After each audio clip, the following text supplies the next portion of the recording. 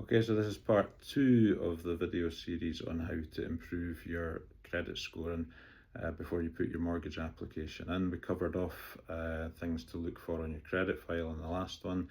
This one's about things to look for on your bank statements. No information on this channel, no information on this channel. That is complete nonsense. This channel is all about information. There's no advice on this channel.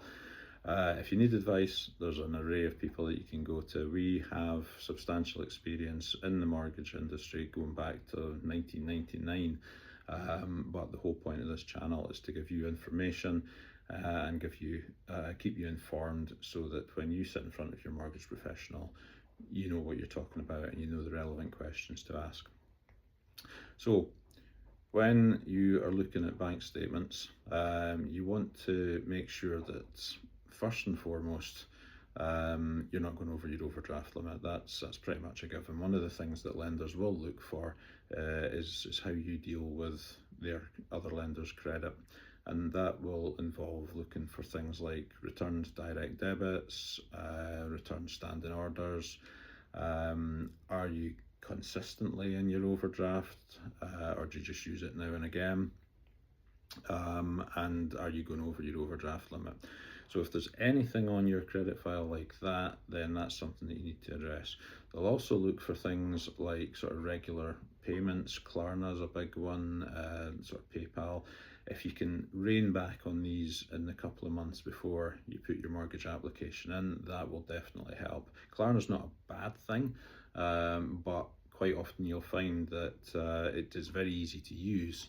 And when you look at your credit file, you might actually find that you've got more Klarna accounts than you actually thought that you did have. So again, go onto Klarna's website, just check what accounts are active, try and pay them off, tidy them up, or sit tight for a couple of months until those are away, and just don't take any more. Problems that we've seen with Klarna in the past: you can use Klarna for Just Eat. Don't use Klarna for Just Eat. If a lender's underwriter is going to look for reasons to decline your application and they can see that you're funding Pizza Express on Klarna, it's not a good idea to cover the cost of your pizza over 3 months. So try and rein back on that. Other things that they'll look for are online gambling, betting, bingo sites, Just Eat, not Just Eat, OnlyFans was the one I was thinking of there. Not that I've heard of it, but digressing.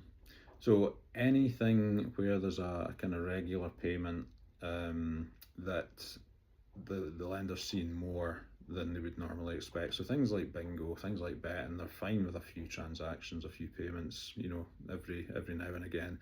But if they're seeing 5, 6, 7 payments to Sky Bet per day, that's going to cause a problem. So again, have a look through your bank statements. Is there a lot of betting in there? Is there a lot of bingo? Again, just try and rein back on it for the few months before you put your mortgage application in.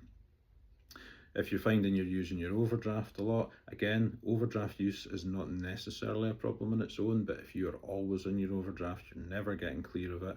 Again, if it's possible, just try and sort of reduce your overdraft usage. I know that's not going to be easy, but it is going to be one of the things that lenders look for.